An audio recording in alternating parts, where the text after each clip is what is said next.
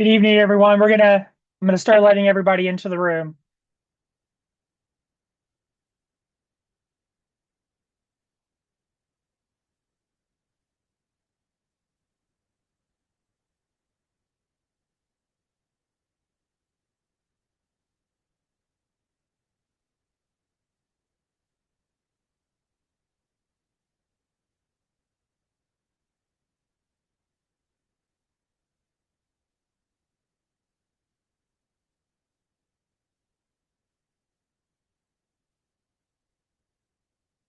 Good evening, everyone. We're gonna give it another minute or so everybody can join.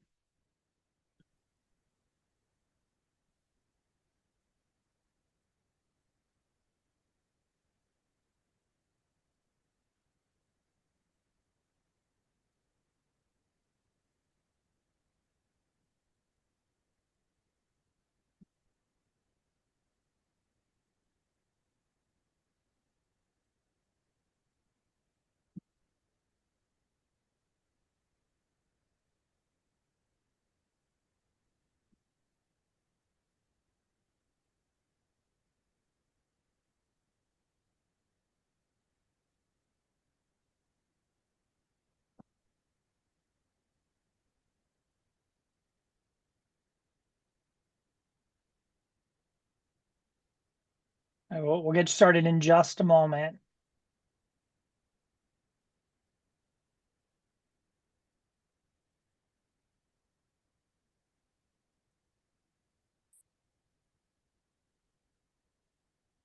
Hi everyone, hi Brian. Good evening.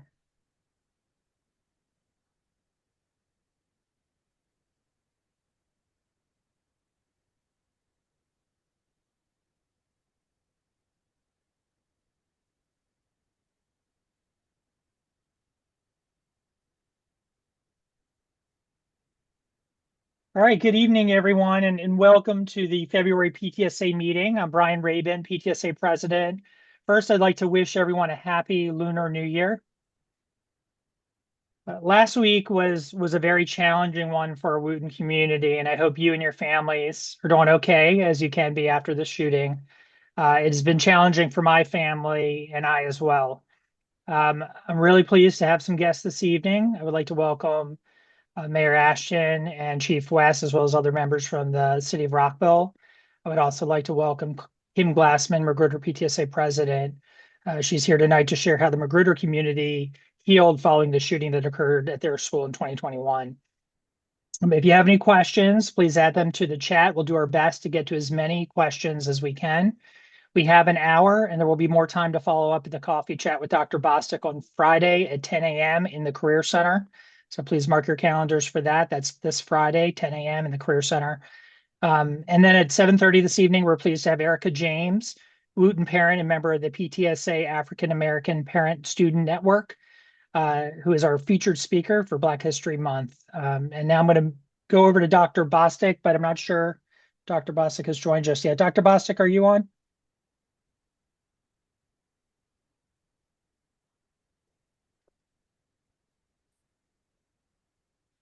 Okay, and I just a caveat. So the goal of our meeting tonight and our focus for this first hour is really for the Wooten community. So if you are a guest from another community, please let our Wooten community, the questions and conversation will be with the Wooten community. So I appreciate you being here as an observer. Thank you. I don't see that Dr. Bostic is on just yet. So let's see. I don't see him, Brian. Okay, so I'm going to go ahead and we'll give Dr. Bostic a chance to once he's able to join, we'll give him a chance to provide some updates. But for now, I'm going to turn it over to Mayor Ashton.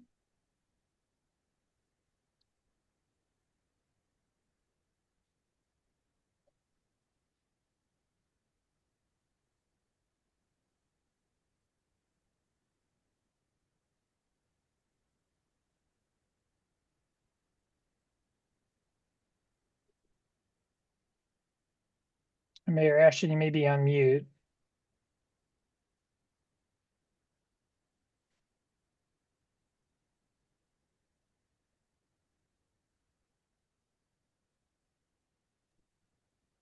So Brian, I think Dr. Bosick has joined, just in case. Oh, good. Okay. Thank you very much. Dr. Bostic, I'm going to go ahead and turn it over to you for any updates or other information you would like to share with us.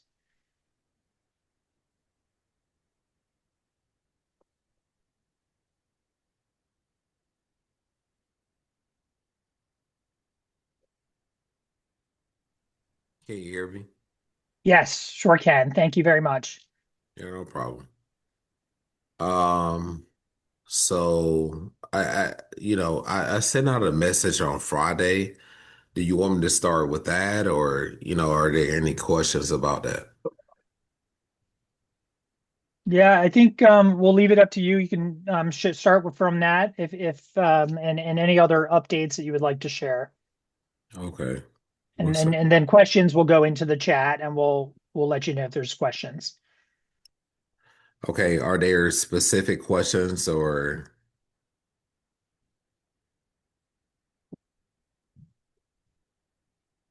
Sorry.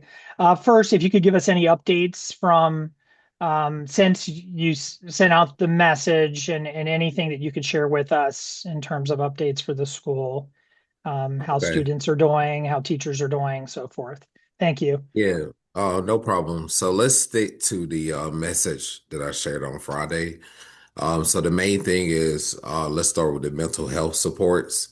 So one of the things that are going to continue to happen are the mental health supports from like central office, counseling, school psychologist, bridge to wellness, um, and social worker. So that was the first thing. The second thing is something that's very important to the new grading policy is the new requirement for the minimum number of all task assignments, which is going to be 7. Um, the minimum number of practice prep assignments is going to be reduced to 4. And this is a decision that was made by the resource teachers. So they are the owners of the content and so forth. One of the things that is very key, and I'm just reading directly from the message that was sent out, is that for the upcoming assessments, so this is across the board. So for all students that are taking assessments, the one thing that is going to happen is that on Thursday, all assessments are math, social studies, and world languages. So once again, math, social studies, and world languages. Friday, it's going to be science, technology, English, PE, and health and arts. Okay. So for attendance is going to count on Wednesday. Um, we went from 27.4% on Wednesday to 55% on Thursday as far as kids that are in school. That's great, but of course, we want to continue to increase that. One of the other things that we're going to continue to do, and this is for staff and students, is that we're looking at the continual expanded health supports that are in place for, the counselors, psychologists, social workers, PPWs are our people personnel workers, family engagement specialists, and so forth. Staff check-ins will continue. And one of the things we're going to do is kind of try to, for example, if a staff member is breaking down, how do we provide them with support? So we have people that are on campus that will continue to provide support with that. Lunch procedure. So this is a thing that is a big ticket item, but it's very important. So unless you have like Montgomery College or internships and so forth, the lunch locations, and we may adjust this tomorrow morning, just from walk through the building today. It's going to be really centered or focused in the areas of main gym, cafeteria, media center, room 183. As far as the school day, and this is a big thing, because I know this is something that people are just really used to, but we need to change. When it comes to the school day, one of the things that needs to happen is that students should not be allowed to exit the building from any other entrance or exit area other than the main entrance. And that's the main entrance. It's not the lower level entrance and so forth, or another exterior door. But this is all of us saying that we have a community of care and that we care about anybody that's in our community to make sure that nobody's leaving through our door that someone can come in through. Okay. Um, when we think about the first 10 minutes and last 10 minutes of a class, nobody should be, and this is a standard throughout MCPS. So this is not Wooten High School or something that happened on Monday. But when it comes to the first 10 minutes or last 10 minutes of a class, no students should be out of class when it comes to the first 10 minutes and last 10 minutes. If students are out of class outside of the time frame, they should have a hall pass. It should not be a situation where I, Johnny, or Susie, or Rachel decide that I'm going to walk the hall outside of the first 10 minutes or last 10 minutes of class. Okay. I want to pause for a second because there are a lot of things that I shared in my Friday message. Are there any questions about the things that I just shared?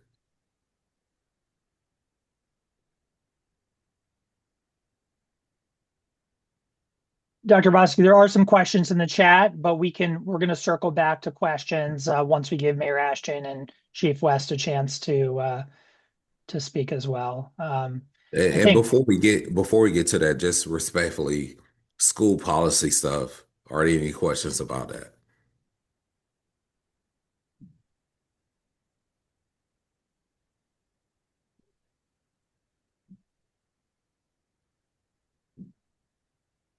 I think one question, Dr. Bostic, that came up is, could you share the percentage of staff that was present at the school at the end of the week? I know that's not like school policy, but that might be something that you can answer. Yeah, I would say it was definitely above 20 people. By Friday, it was like below 10 or below 15.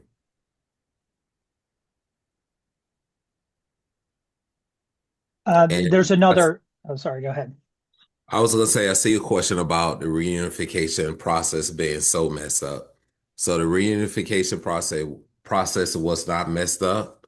Um, I'm just telling you that from firsthand experience.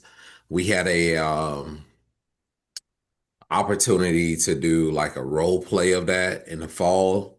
But this was a reunification process that took place at Frost Middle School, which is not a norm. The incident commander was no longer myself. Any situation that happens at a high school in general, is the principal. In this situation, the incident commander was Rockville Police Department, I'm assuming. And, I see that Chief West is here. He can talk to that. But when they take over a situation, it's no longer myself. So they decide where the PCR is going to happen. Thank you. There's another question regarding school policy. Will staff be held accountable for reaching out to parents in a timely fashion when students are missing work, so we have time to help our children with executive function issues from this? I'm not sure of that question. I apologize. Could I have more information on that? Yeah, Amanda, I see your hands up. Thank you. Our kiddos have experienced a severe trauma, and they're likely going to be all having executive function issues. And I know that at other schools, staff are sending regular emails through Synergy, through Canvas that reach the parents, allowing us to be able to help micromanage our students, rather support them. Those of us who have kids with IEPs or 504s or English language learners, those kiddos sometimes need a little extra support. I am asking, can we expect more communication from the school, especially in light of us having less all task grades and less practice prep grades required.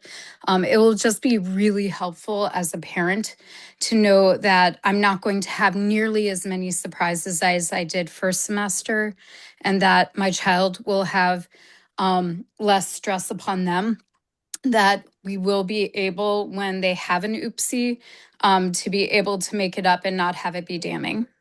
Thank you. I hope that helped. Yes, ma'am, that helped. So when it comes to like IEPs or anything like that, I would say to reach out to your case manager. That is your direct person who's going to help you with any matters that are pertaining to your child, which is the best level of support. After that, you will talk about your grade level administrator.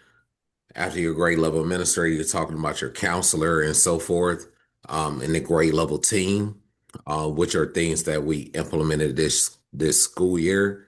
But I would say for IEPs, EMLs, it will be the case manager that is supporting that child. And there just be an additional push to acknowledge this, because my child may be protected by a law right now, but there are a lot of kids that just experienced a lot of trauma, and they are my friends' children, and they're my children's best friends, and they deserve that additional support for executive function, especially when they're in the younger years and they don't have as much frontal lobe to work with.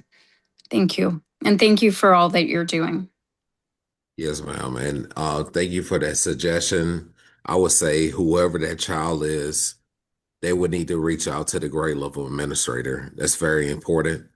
If there's a situation where they cannot reach the case manager, the grade level administrator, they need to contact me or the counselor.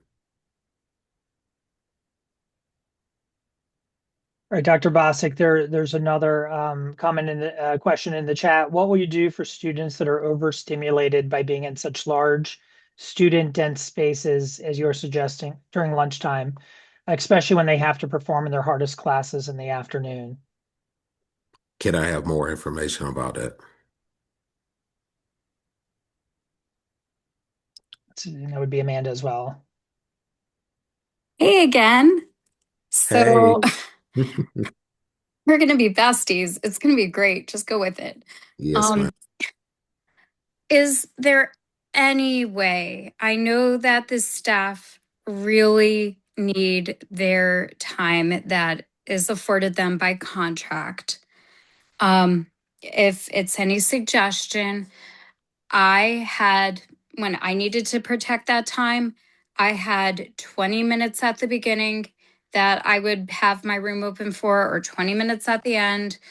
Maybe staff could be sharing, but I know that there's a lot of friends that this is very overstimulating. And I know I had to pick my kid up on Tuesday when they were all in those same spaces. And I think my kid having to be in those same spaces, even just to eat and have downtime, I don't think it's going to be downtime. And I think it's going to be very triggering after the last 2 times that he had to be there.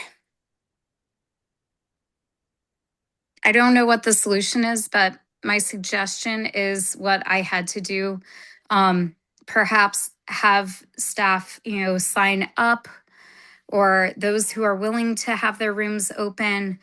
When the weather is warmer, having staff signing up for duties. I don't know if you guys have duties, but for the outside space, having a little bit more space to spread out. I'm just very fearful that my child will be overstimulated, and I know he's not the only one. Thank you. No, you bring up a great point. So I'll be honest, where we are right now is we're thinking about student safety from the perspective of life and death. And I really dislike putting that out there. But the one thing that comes to mind is that Wednesday, we're going to continue the same structure that we have. I'm going to meet with the instructional leadership team. I shared this in my message on Sunday. The goal of that meeting is to think about there's a structure. I don't know if principals or parents are aware of this, but essentially there's a process where there's a digital hall pass system. Most big schools like ourselves is using a digital hall pass system. And if they're not using a digital hall pass, they're using paper passes. When I first arrived to Wooten, I want to say December/January, a lot of kids were just moving around everywhere. I never liked that system, I'll be honest with you. And that's just me as a leader speaking in a safe space. I feel like this is a safe space. If kids are moving around everywhere and you don't have enough people to support that structure, then something is bound to happen. And I'm sure Chief West could attest to this. It's very important that if we have a structure where kids are moving around and, things are happening in the building, that we are aware of that. One of the things I did when I was there today is I thought about what are some other spaces that we can use. I'm going to be honest with you. The top floor of the building during lunch or advisory is closed, and that's for the foreseeable future. I'm thinking about safety of our kids, and you want your child to come home at the end of the day.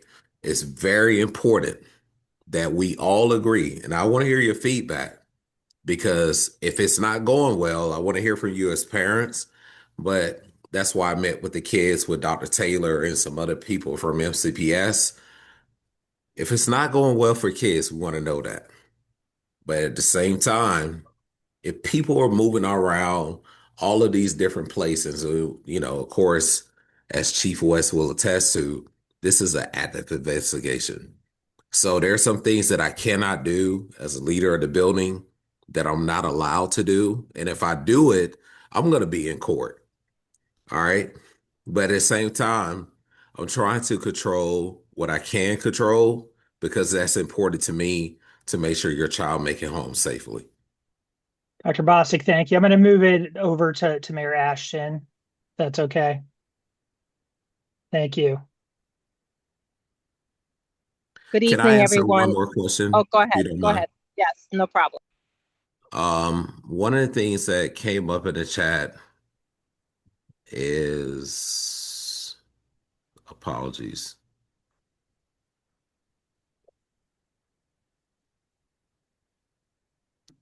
I'm sorry. Can we at least just open it up to parents if there are any more questions about school safety? Yeah, Dr. Bosick, let's go to Mayor Ashton and then Chief West so we can cover some things that before we get to questions, because some of the questions may be answered. Thank you. Good evening, everyone. I am in transit, so I apologize for the dark background, but I wanted to be here with you tonight and make sure that I had a chance to address you all. I want to first acknowledge my colleagues, Chief West, Councilmember Adam Van Grack, as well as Councilmember Barry Jackson. I also want to note that Councilmember Marissa Valerio will be joining shortly. However, we have to be careful about having 4 or more council members on at the same time. Otherwise, we'd have more people. So I just wanted to acknowledge that. Also just wanted to say thank you to your PTSA president, as well as to your principal. We have been very, very close in touch. I want to say that as a mom, I was on site shortly following the situation and saw the very close collaboration between RCPD, Montgomery County Police, and Sheriff's Office, as well as the school system. And what happened on Monday was a tragedy that no parent should ever have to go through. No student should have to go through. And I understand that there are about 2,000 plus lives that were permanently impacted by what's going on, and we're going to have to find a way to heal together. I also want to note that I know there were some questions, and I know that the chief is going to speak on this, but I want to say that RCPD has been doing a fantastic job trying to make sure that they immediately secure the building and that they're continuing with the investigation. They've been trying to share updates as available. But I did want to just address the situation and some questions that I've seen in the news about officers. The Rockville City Police Department does not make decisions or control policy on the presence of officers in the building. There used to be a program where officers were in the building, and there was between the county council, MCPS. They make those decisions. So I want to make sure I'm clear speaking on the jurisdiction. However, the city of Rockville, because they wanted to do more to support the community, did sign up to support as a CEO, which is an engagement officer, which is assigned to the entire cluster. So I wanted to just make sure I set the tone. I know the chief is going to speak more on that in the future, but I wanted to make sure people know what policy we're operating under and how the officers are supporting the cluster. I think there's a lot to process as a community and as a city. This is something that I know me and my colleagues have just been really trying to better understand and work with MCPS to see how we can even more support along with the county council and the county executives team. The questions that I have as a mom are, how did a student get into, how did a student get a ghost gun, right? Those are we handled the what happened. Now we have to understand the why. What was going on in students' lives that caused the conflict that led to this kind of situation? How are the 2,000 students impacted and how can we help them heal? And those are things that it doesn't end with Monday. That has to be something that we come together as a community to better understand and to prevent in the future. I also want to acknowledge the staff at Wooten as well as the staff at Frost.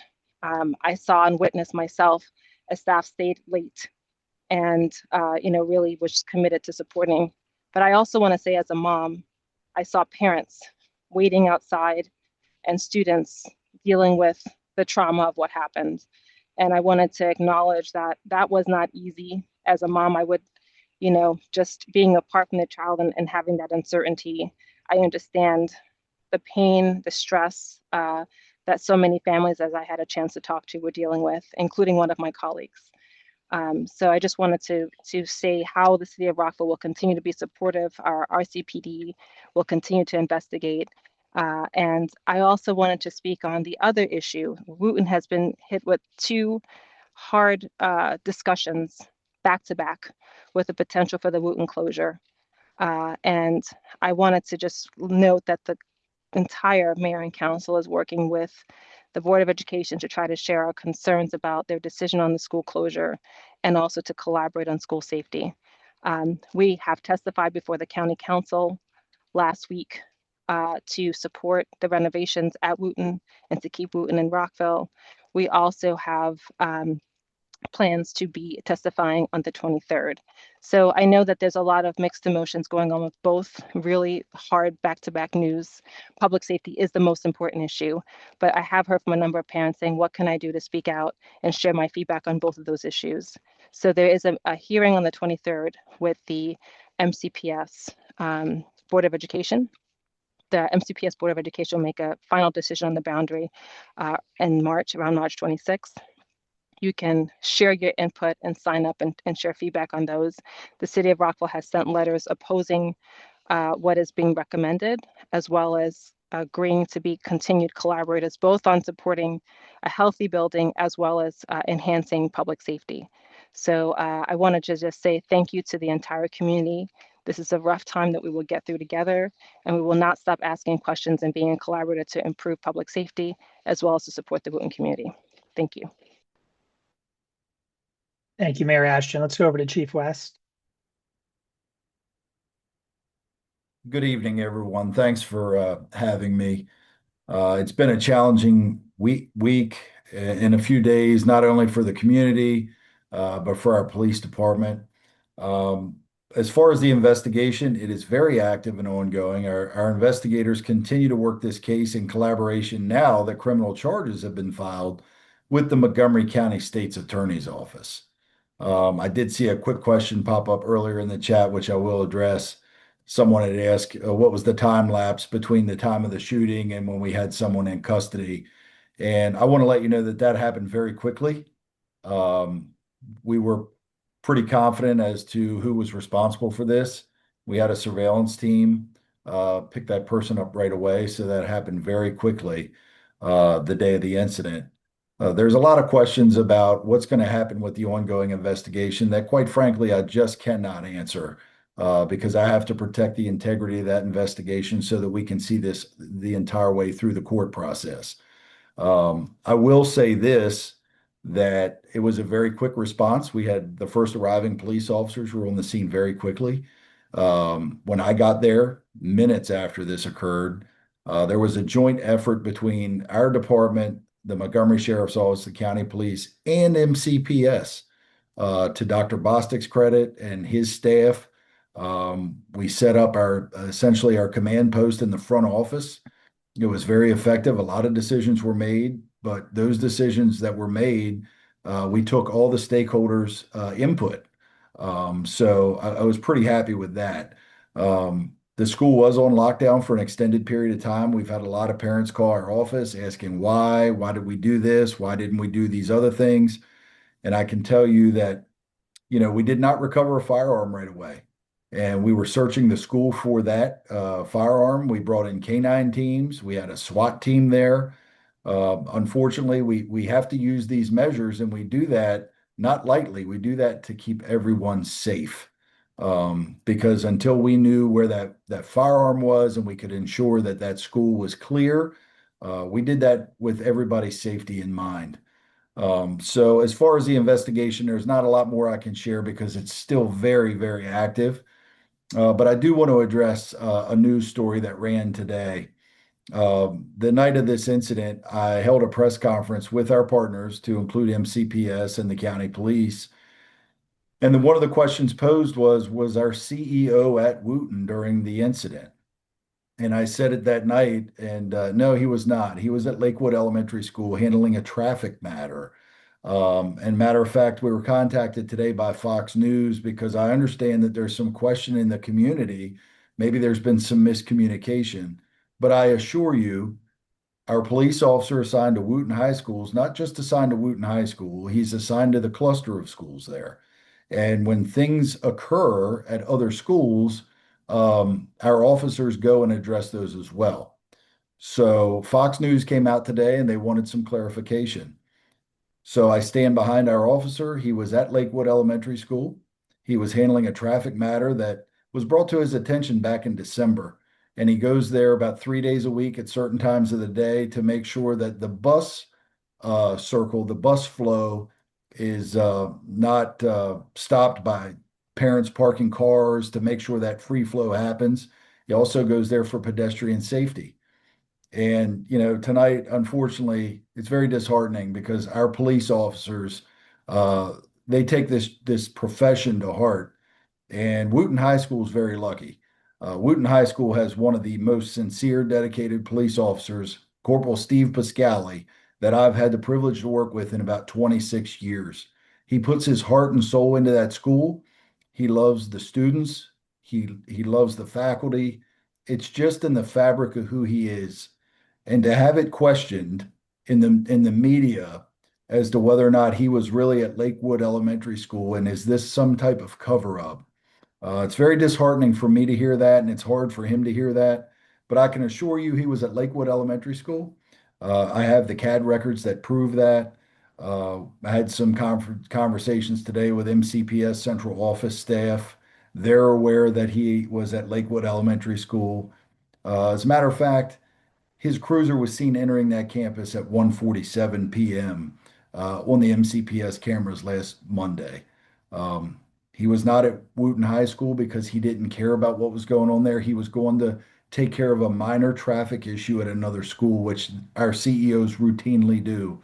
Our CEO at Richard Montgomery is well known at Richard Montgomery, but also at Julius West and all the schools in that cluster as well. So I appreciate you having me here tonight. I'm happy to answer whatever questions you have that I can answer, but it's really been weighing on my heart today to get the message out to you and your group that Corporal Pascali was in fact at Lakewood High or Lakewood Elementary, as we reported in our press conference. Thank you. So Chief West and other and Dr. Bostic as well. Questions in the chat relate to how are we improving security in light of this incident and ensuring that students do not have weapons coming into the building? Yes, sir. I can take that one. Um, and I agree with Chief West. Officer Pascali, he's been a cornerstone of what we do. He has made an effort to kind of go around to the staff, introduce himself to kids and so forth. So I will be honest, and this is just me being vulnerable, and I hope this is a safe space. The advisory structure, lunch, and a lot of things that are happening at Wooten, even before the incident on Monday, it really bothered me as a leader. Here's the reason why. And I've been a teenager before, and I hope you all have as well. But one of the things that I have noticed is that when it comes to our kids at Wooten, there's a perception that if I leave Johnny and Susie in a classroom, it's okay. All right. Johnny and Susie, they'll do what they need to do. They're fine. That's not the case. With me coming from the Down County Consortium, I'll be honest with you, there was no kid left unattended. All right. Also, when it comes to a kid leaving campus, that's not allowed. Whereas, and this is no pun intended, but I hope that this is a parent space where we're all having a conversation about safety and security. No kid is allowed to leave campus and not come back and not have a conversation with you. Not me personally, but their grade level administrators, security, and so forth. No student should leave campus and there's not a conversation. Period.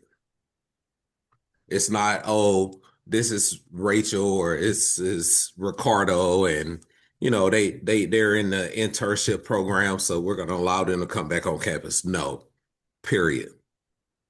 Okay. We have to make an effort as parents, as students, staff, and so forth, that we respect our community enough that things are not allowed to happen because I care about Mr. Raven. I don't want Mr. Raven coming on campus and something happens where Mr. Raven is in danger. Period. Because that's called care, a community of care, a community of respect, where I want Mr. Raven to be able to come on campus and there are no issues. I want Mr. Van Grack to come on campus and there are no issues. Period. There's no in between. There's no, oh, that's Johnny or Susie. We have to be sure that when we move forward through this, that we're being conscious of that. Now, there's a caveat, and I shared this with Mr. Raven and Ms. Kadir earlier today. There's a lot of emails going around right now, okay? And this is me as a Black man, as a leader, as a person that believes in equity. People are watching what we do as a wound cluster right now. And I'm just sharing the information that I see. It's very important that we think about how do we as parents, and not just parents, but as leaders, onboard other parents that are coming into our community. Because here are the things that I'm sending in the emails.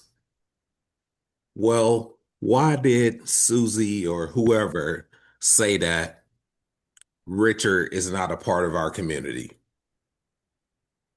Okay.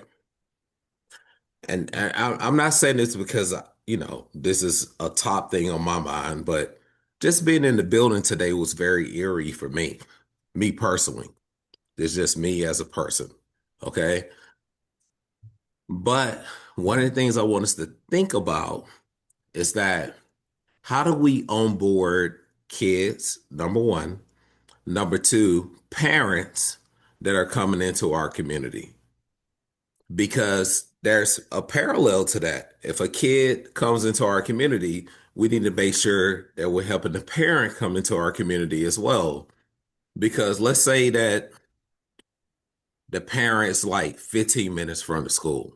here's the thing that we all have to be conscious of. That parent has to make sure that child gets to school because they're so close to the school that a bus will not provide transportation. That's one thing we have to consider. And we have people moving from international, local, cross country, and so forth. So I just put all these things out there for us to consider because it's bigger than the conversation that we're having. All right. Um, me personally, I was involved in, and Chief West knows this, where we're walking through this building and although it's not an active crime scene investigation, it's still a part of the conversation that the city of Rockville is having about how do we resolve what happened the day of Monday last week. So I'm not trying to be difficult, but I want us to consider that. Thank you. Thank you, Dr. Bach. There's a lot of thank yous in the chat. We are grateful for your heroic leadership and that of our city of Rockville, partners Chief West, Corporal Piscali, and the Montgomery County Police and other folks that help to keep our kids safe. And we know that the teachers did a heroic job in a very difficult situation, not knowing everything that was going on. So I'm incredibly grateful to all of our staff. And if you haven't done it, parents, already, send thank you notes out because what they did and how they're trying to deal with what happened themselves is very difficult in getting back into school. And Dr. Bosick shared how his feelings are about being in the building as well. So it's going to take time, and we do want to be sure that as we move forward, that any type of security, any hardened security that can be added, and I know we did hear about some of those things that are added for the rest of the year, which is good. But we, in terms of long term, what are we gonna do to keep our students and our staff and everybody safe in the building? And so there's a lot of questions in the chat related to that. And I will say one thing that is going to come out tomorrow, and there's a lot of things, is that kids will have the opportunity to share information that they may not feel safe sharing with a teacher, a staff member, and so forth. Another opportunity for kids to do that or staff members is the safe schools, even parents. Like you can report if you have heard from your child, or if you have noticed something on campus that just didn't seem right. That's very important. If someone sees something, hears something, or I encounter something in the hallway, I need to go report it to someone. Like this is not a situation where we're like, well, you know what? Maybe Richard didn't mean that. We have to take accountability for our community. This is our community. This is Wooten Strong. Like we have to think that this is one community and we all are thinking about the other person's safety. Because just because I feel safe with whoever it is, that doesn't mean that the next person may feel safe with whatever this person is thinking, the actions of this person, what they may be saying, and so forth. It's the same thing with parents. Um, One of the things that I think is very important is that if we as parents, and this is something that I want to propose to us as parents, is that yes, I may have, like, let's say if I'm the grade 10 administrator, I may have a meeting to have an intake with a kid and their family, but I do feel like there's an opportunity just based on this. And, of course, going to the country ruins and so forth to Georgia, that's a great opportunity to kind of think about this. But there's an opportunity to think about how we as parents may accompany the child's pathway to being a grade 10 or grade 9 student or whatever it is.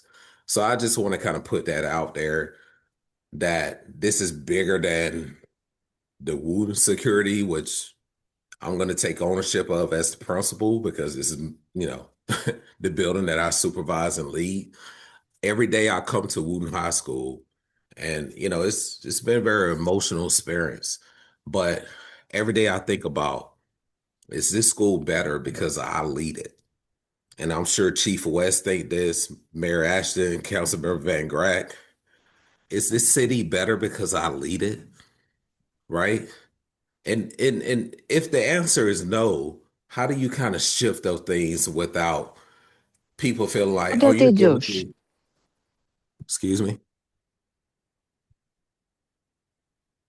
I apologize. I didn't hear the last comment.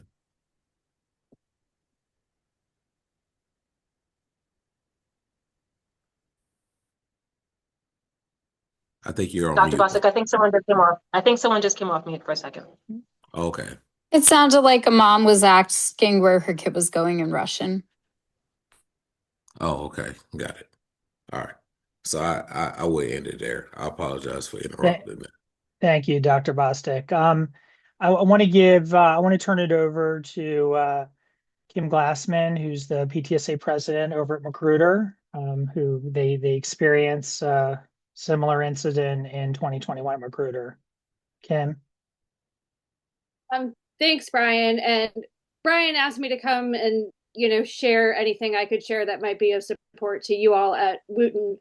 I have to say, it really strikes me how similar some of the event just was, and I understand how difficult that was, and I understand how hard it is to, when the only thing on earth you want is to have your child next to you, and you cannot get them, and you can't get there fast enough, and traffic is a nightmare, and you're standing on the side of the road for 5 hours. And I think that this is something that MCPS needs to figure out a little bit more broadly, because these emergencies are going to happen.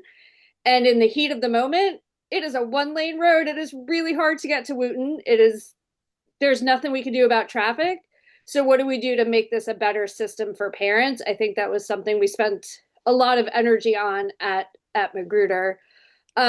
But just as far as like what I have to share and say, if there's anything our community can do that could be of support, please let us know. I think it's really, really important in these situations that you are one Wooten and we are one MCPS. And unfortunately, we have this additional commonality between our communities in addition to some of the fun we're having with the capital improvement program together. So if there's any questions I can answer or support I could provide, the only other thing I could say that I think we had on site that I don't know if you all had on site is that we had an infusion of therapy dogs for a period of time after the shooting at Magruder. And I know our kids really appreciated that. And I think it gave them kind of a break from the heaviness of it. So if there are opportunities to bring that in, or if MCPS still has those partnerships, I think that would be an additional layer of support for everyone in the building. Thank you for that, Kim. And therapy dogs sound great, and I think Wooten was bringing some therapy dogs in, so that is very helpful. Just there's a lot of talk about security, improved security. I know that you all put together, worked with MCPS on an after action report, and I know that helped, but there's new things I think to learn now from what occurred at Wooten as well. And then if you could mention, how I'm sure it took a while for your community to heal from this. Maybe you can give us some insight on that. The after action report is actually required by state law. So Chief West, you might know more about that than I do, but it is a state law requirement, and MCPS had to provide it.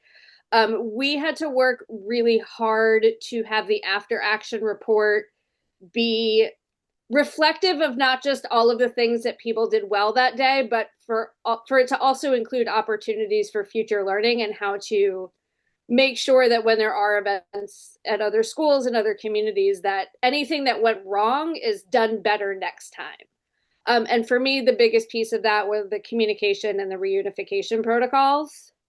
So I think those pieces Dr. Bostic put in the chat that it's 24 hours, but I know our after action report was like months later. So I don't know if there's different types of after action reports. There might be. We had a number of community meetings, and I think we had opportunities for parents to come together, students to come together. And once the investigative piece was kind of over with, we did have an opportunity for MCPS leadership to speak to our parent community and answer the questions that could not be answered right away because there were investigations going on that they couldn't give us everything we wanted the next day or the next week or the next month. Personally, I think 9 months was a little bit too long, so hopefully you all get that opportunity faster. But I think those are the pieces that are important to have as a community. When you guys have questions as parents, you should be able to ask them. You should have a safe space to ask them. And if they can't be answered right now, the answer should be, we can't answer that right now. Here's why. But when we're able to give you that information, we'll come and bring the community together. Thank Yes. you. Can I add to that? One thing for the parents and just everyone in general, and Chief West, if you can just speak to this. This is an active police investigation. So the more that we, as a body of Wooten High School and Wooten community, talk more about this, we're a part of the conversation. So anything that's pertaining to what happened, and I know it's hard to separate because it's hard for me, and I'm just speaking as a human right now, right? This is beyond this Zoom call right now, and this is going to be a long journey to where we're trying to go as a community. And like, most of the messages, that I'm sharing is about us doing this together and us working as a community. But I do want to caution you, if you're having a dinner or you're out with someone that you may know, let this be the back part of our conversation. And I know it's hard to do because all this weekend I was in Georgia, thousands of miles away, but this was still the part of my conversation, and I had to separate it from me as Joseph, right? But please, as parents, and I share this with the staff, do not talk about this. Okay? If you have information, it's very important that you share that with me or Chief West or someone that's a part of the investigation team. And this was another question that I asked today, a part of things that were happening today, but they shared the same thing with me to make sure that we're being safe as a community. So please, this is an active investigation. Yeah, Thank you. I agree with Dr. Bostic. If I could just weigh in real quick, he's absolutely correct.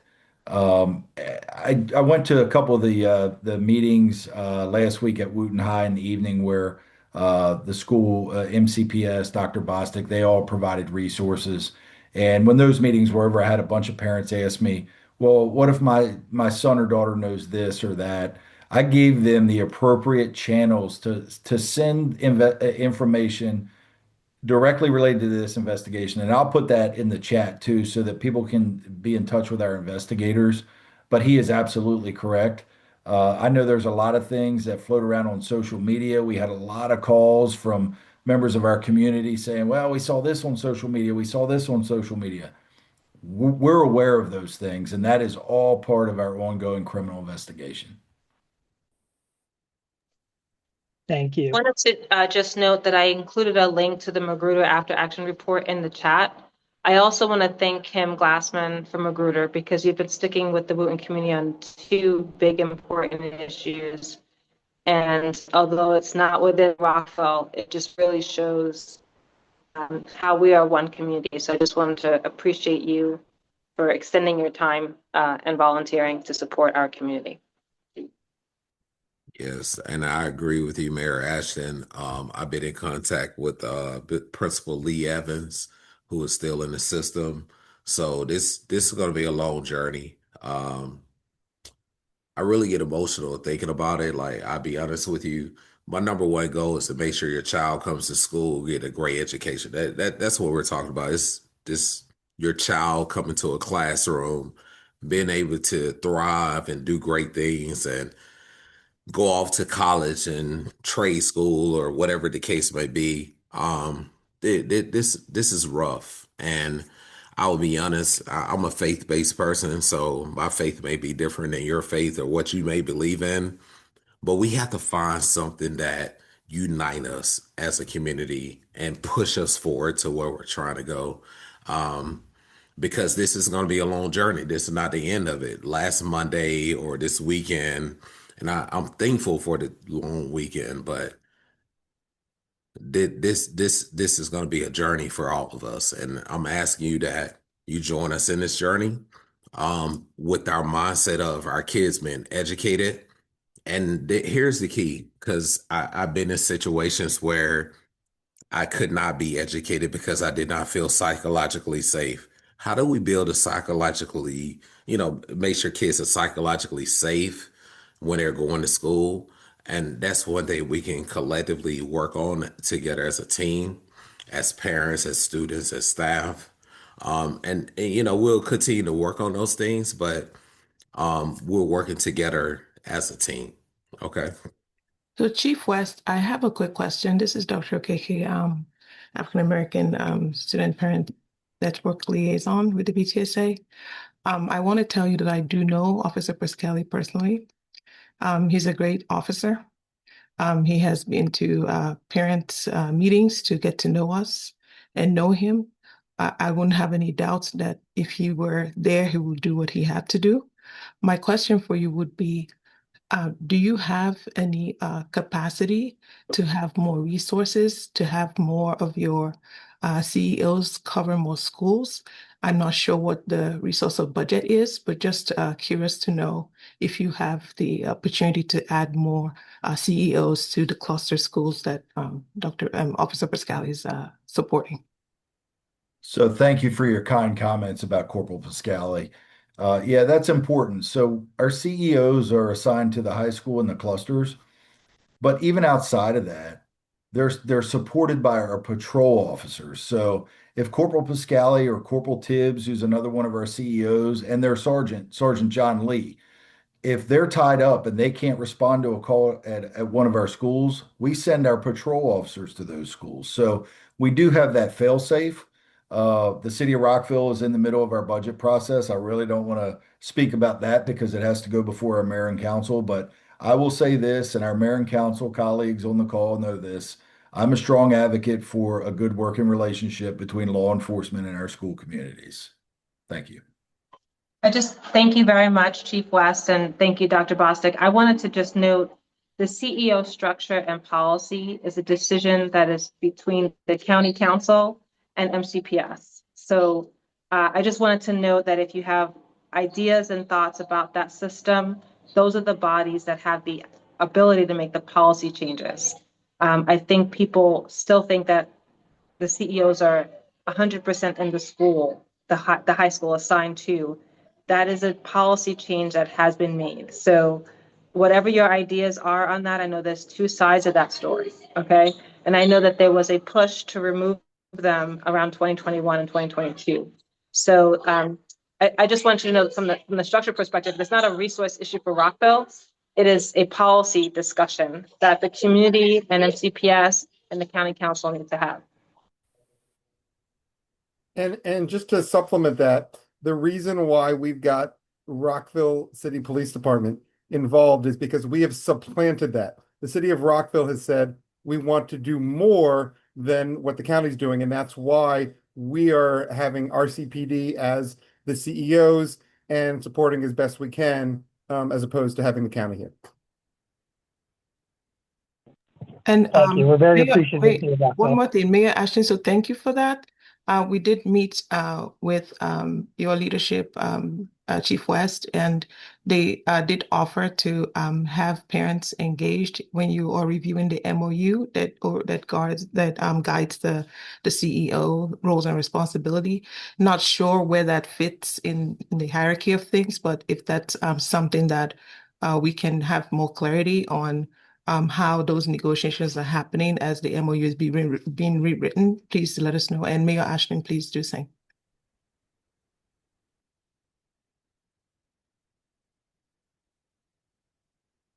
Yeah, and we can provide some information out through PTSA because we are following what's happening with the council and the conversation around the CEO program. We'll make sure to get information out on that. Dr. Bostic, there was a question regarding schedule this week. Is the schedule going to be affected this week? I'm sorry. Could you provide clarity to that question? Thank you.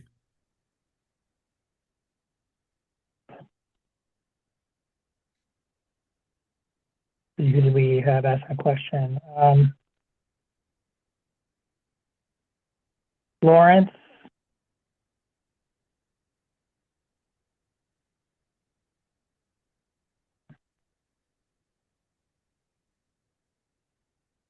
Okay, I'm not sure about that question.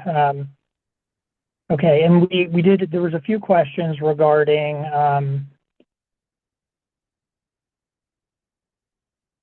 there's a question about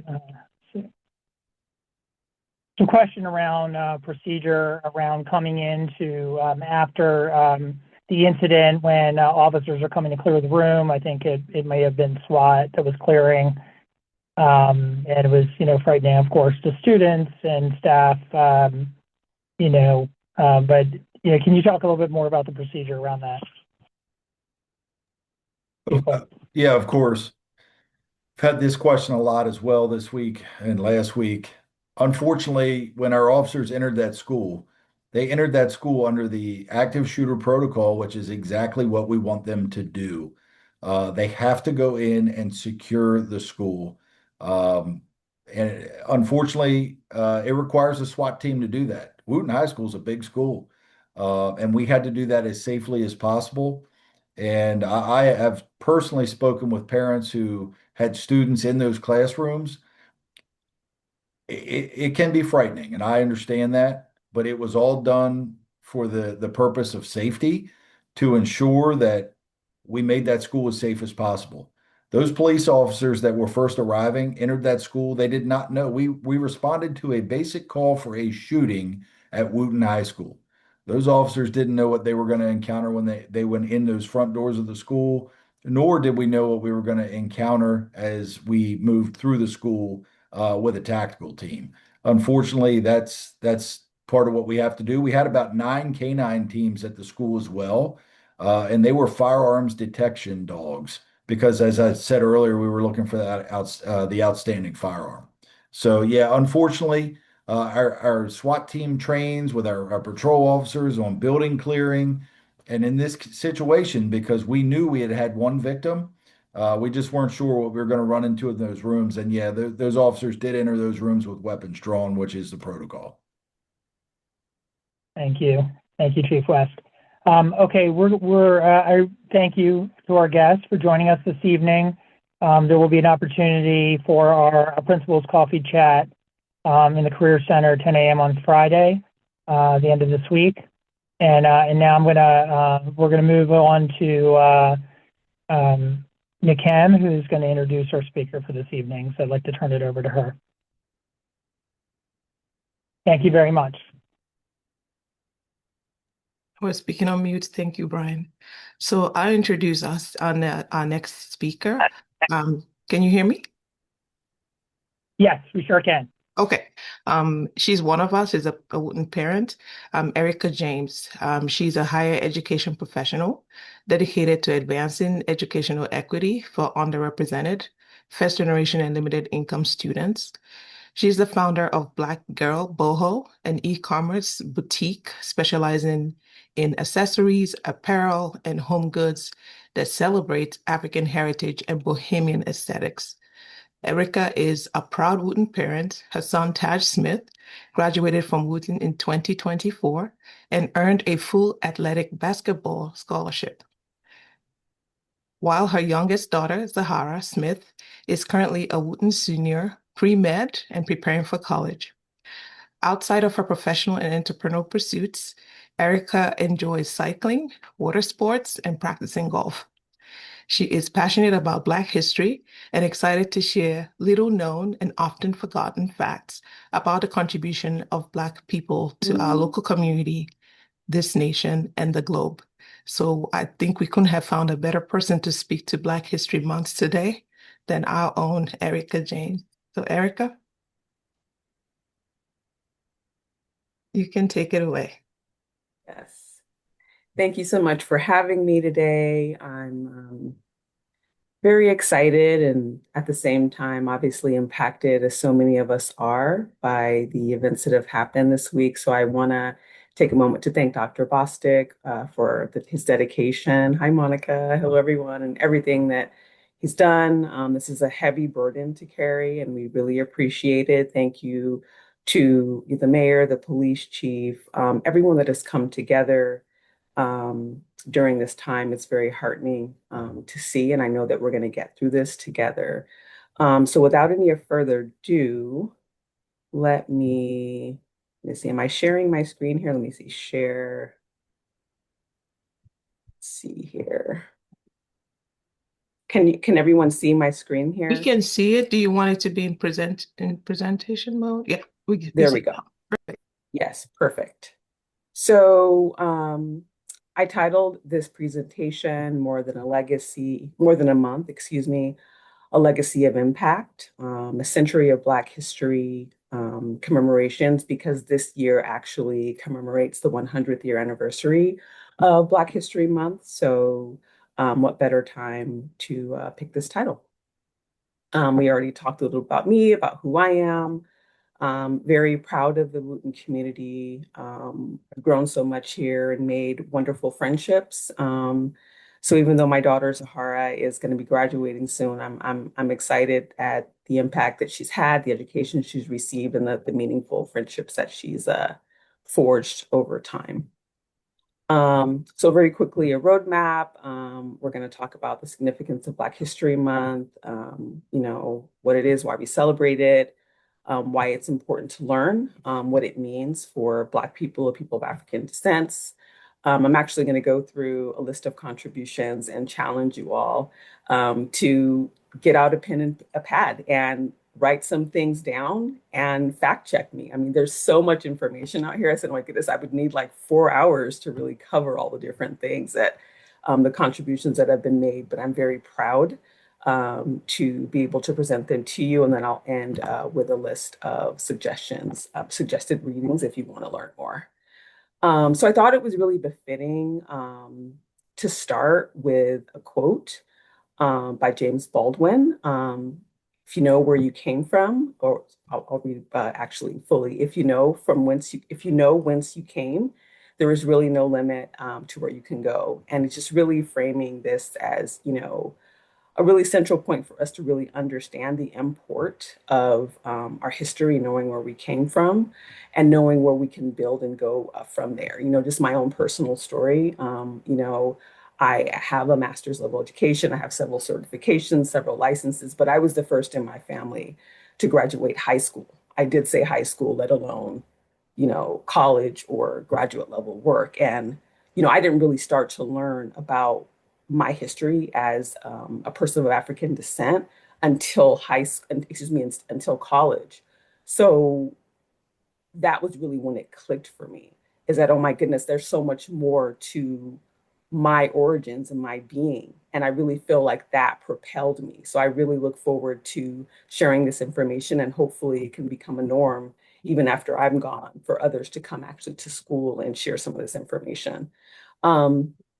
So we've already talked about, the 100th year, the centennial anniversary, and really the purpose of Black History, which has been Black History Month, excuse me, to, highlight the contributions of Black Americans and certainly Black people throughout the globe. It was established by Dr. Carter G. Woodson in 1912. He actually in 1926, correction, but he received his PhD in history from Harvard University in 1912. In 1903, from Berea College, he earned a bachelor's degree and earned a master's degree from the University of Chicago in 1908. Shortly after receiving his PhD, he actually established the Negro Journal, the Journal of Negro History. after receiving his doctorate, which is it's still in publication today, and it is now known as the Journal of African American History. So what is Black history? We've talked about this. It's basically established, excuse me, to celebrate the accomplishments. It was, of Black Americans. It was established, it was officially recognized in 1976 by President Gerald Ford to encourage Americans, and I quote, to seize the opportunity to honor the too often neglected accomplishments of Black Americans. Really, it's used as a time to reflect and learn about, the accomplishments of Black individuals, and to fill in very important gaps, as you'll see in this presentation, of some of the forgotten achievements and contributions of Black Americans. Gotta move my thing here. And a fun fact is Black History Month is also celebrated in Canada, in Ireland, and the Netherlands, and in the United Kingdom. So this was really important for me to add because I thought, well, why is it important for us to have this conversation about Black history? Sorry, my cursor is getting happy here. It's just really recognizing and again, highlighting the achievements of Black individuals across a number of different fields to correct historical narrative. I know when I was growing up, again, in high school, like it was just like, oh, for Black people, or Black Americans in particular, our history began in or with enslavement. And it was really frustrating for me because I thought, my goodness, it just could not be the case. And very much like the Wooten community, I grew up in a very multicultural community in California. And I always went to like my neighbor's house who were like from Ireland, who like German background, Japanese, Chinese, you name it. And I participated in all of their cultural celebrations. But when it came to an understanding of who I was and my origins, it was just like there was a blank. There was nothing there. So I really appreciate, Black history from the perspective of it's a time of learning and reflection, talking about the systemic inequities, which I would even argue persist to this day in terms of us really understanding the contributions that Black Americans have made, or Blacks in particular have made, not only to America, but to civilizations as a whole. And again, to just reflect on from a Black American perspective, from being enslaved to the present day and all the contributions that we've made. I wanted to include why it was important for young people to learn about Black history. I'll move this cursor blocking me from seeing things here. To learn about trailblazers from various fields, including, inventions, literature, and science. It promotes representation and pride by offering positive role models, helping to boost self-esteem. I think it fosters empathy, talking about the triumphs and struggles of the Black experience, not only in America, but across the globe, to help build empathy and understanding and a respect for different backgrounds. Certainly going to spark conversations about fairness and advocating for equality. And of course, broadening our historical understanding of things. And obviously, last but not least, just to continue to foster lifelong learning. And again, growing up in California, I wanted to share like some things that I did growing up. I remember the Freedom Train in the Bay Area. I grew up in San Jose, California. So there was a train that we used to take from San Jose to San Francisco every year to honor the civil rights movement. Excuse me. And it really symbolized the 1965 Selma to Montgomery marches. And I started this when I was like in the 8th grade. And I did it up until the time that I graduated high school. And it was so empowering for me to just kind of have some point of reference to be able to glean from. Because like I said before, there's only a couple of things that we've really learned. Of course, there's the Roots movie. We talk about Martin Luther King. We talk about Rosa Parks, the civil rights movements, voting rights, things of that nature. We talk about musicians. We talk about basketball players, actors, but there's so much more to Black history than that. So just to get into that, here are a couple of contributions that Black people have made, primarily acknowledged here in the United States, but certainly has impact across the globe. And this is where I would encourage you to write down these names, look up what I'm sharing with you. As an educator, I always, promote research. Look to see. You can see here everything from here. Oh goodness, the laser focal probe to blood banks and plasma techniques, portable air conditioning units, um, brain tumor surgery and advanced imaging. Um, there's Dr. Leonardo Sperry, who was a gastroenterologist who developed the first direct vision gastroscopy instrument. You can move on from there to see the urinalysis machine, computerized blood pressure, silicone retina, a chip that mimics the retina's neural functions. Garrett Morgan, which is probably one of the first ones that I had ever recognized, was the gas mask, the safety hood used to protect workers and miners, all the way down to surgical devices like the intramedullary pins to treat long bone fractures. Continuing here, we have Lewis Latimer, credited with the filament for the light bulbs. Elijah McCoy, lubricating cup steams for engines to improve railroad safety. Another one from Garrett Morgan, who invented the actual traffic signal, which just kind of blew me away. George Washington Carver, the agricultural scientist who developed many uses for peanuts, patent system for zoned natural gas by Dr. Alice Parker, and the Frederick McKinley Jones, the portable air cooling units critical for refrigerated trucks. We have a couple more here, just to name a few, which when I present this to kids, they're always excited to hear about the Super Soaker, that was invented by a Black man. Jerry Lawson, who was a pioneer of home video gaming, the first commercial cartridge-based video game console. We have Dr. Valerie Thomas, who developed the illusion transmitter, and excuse me, Philip Downing, who invented a secure, accessible street mailbox, which I thought was really cool. That was actually a recent discovery for me. And I was like, you know what? There's some other things I just grabbed a quick picture off the internet, just to show, because of course there was like Benjamin Banneker with the almanac. There's the baby buggy, the fire extinguisher, the guitar, the mop. There's so many different things. Again, these are contributions, they're inventions or improvements on existing inventions by Black people that you would just never hear about. So it's really, for me, and in my household, I know there would be times when Tasha would be like, oh my goodness, mom, school's so hard, like I can't do this. And I was like, excuse me, son, we don't accept that, because you have so many examples of people who have come before you and they've done so many things against immense and amount pressure that I have the highest expectation of you. So if you need to take a moment and go get yourself together, fine, but you are coming from a legacy of building and going out and making things happen. So he would always smile and be like, okay, mom, so that was always fun to share with him.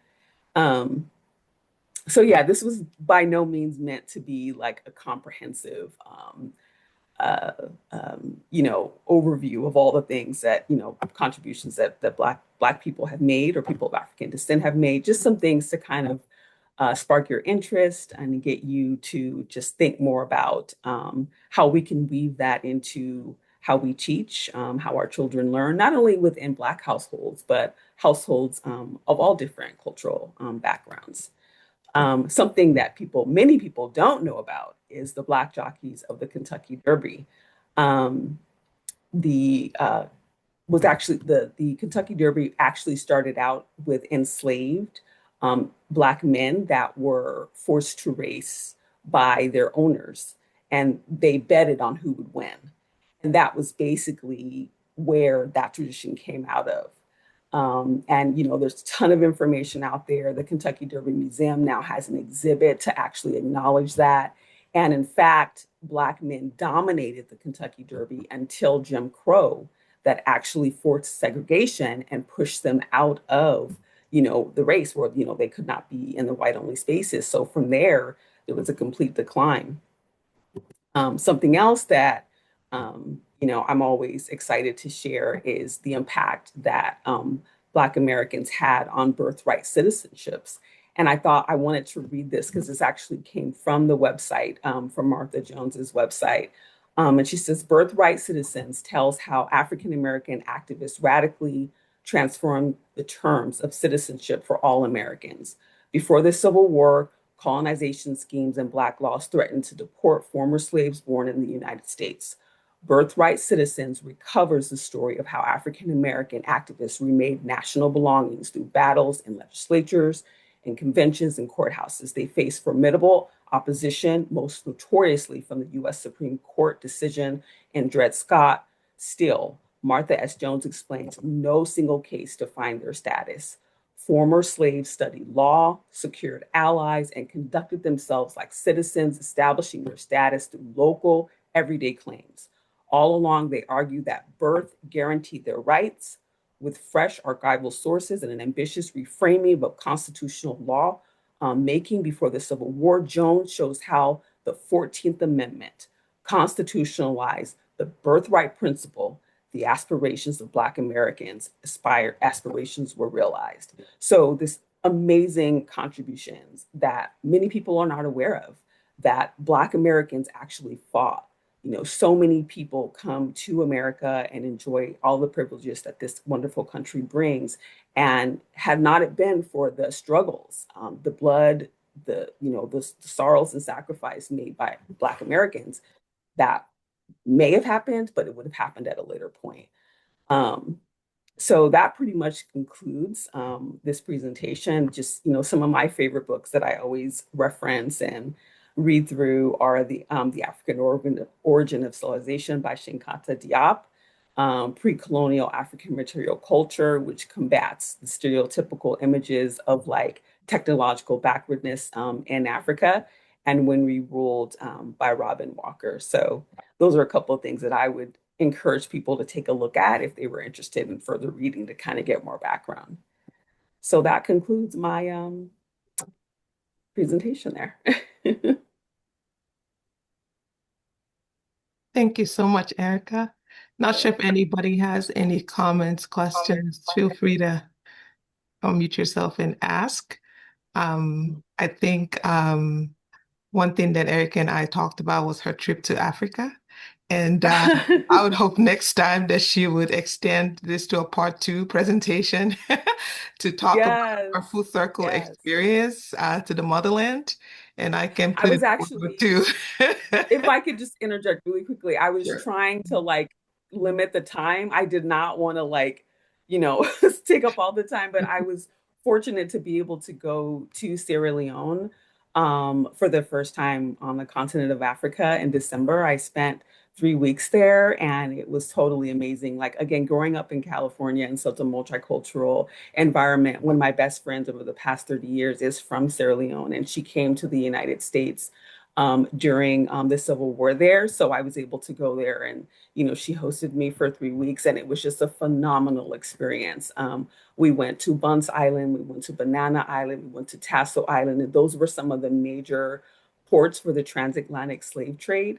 So a lot of enslaved Black Americans came through those ports to be able to visit those sites. And it was just so impactful. It just all came full circle to see where we came from and what we were able to do even after being here in the United States. It was a complete life-changing event, and I really can't wait to get back. So thank you so much. I'll hand over back to Brian. Or if anyone has any comments, feel free. I think people are giving you some kudos, Erica. Thank you so much. Thank you. Thank you so much, Erica. All right, everyone, a couple of announcements. We have our Wooten Principal Caucus Chat. I mentioned it earlier, Friday at 10 a.m. in the Career Center. Next week, we have our County Executive Candidate Forum. That's going to be at at Wooten in the cafeteria at 7 p.m. Our county executive candidates will be there. It'll be a moderated discussion. There will be a short opportunity for questions from the audience. We're looking forward to hearing directly from our county executive candidates, and the county executive role is a very important one for the county. The executive essentially is the CEO for the county, and we need to hear what their positions are. We'll be talking about safety and security and other MCPS related topics as well as broader topics. So hope you join. There is a you have to register. We want to make sure that we can accommodate everybody.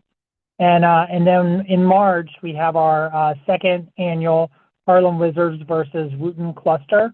If you weren't able to make it last year, the Harlem Wizards are like the Harlem Globetrotters, but they go around to different schools. That's going to be on Sunday, March 8th. That's for the Wooten Cluster. It's going to be at 3 p.m. in the Wooten Gym. And we have we have teachers, and Dr. Bostic is going to participate. Councilmember Van Grack is going to play in the game. So it's going to be really fun. Tickets are available for sale right now. And you'll see that in the newsletter. So I'll share it in the newsletter when it goes out. We hope you join us for that, and it's how we help to raise money for Wooten and to take care of our school and help to continue to provide things for the school. Also, we are accepting donations to purchase food and other treats for our staff. Our teacher appreciation co-chairs are leading that effort to provide food and other things for our staff to support them. So we have, we'll share the donation link again, but we've raised $3,000 so far, and all that will go into purchasing meals and other things for our teachers. And if you're interested in helping out, please reach out to us, and we'll set you up with our co-chairs for teacher appreciation. Want to thank everyone. Thank you for joining us, and we're gonna continue to work together to stay Wooten strong. So thank you, everyone. I hope you have a good evening. Take care.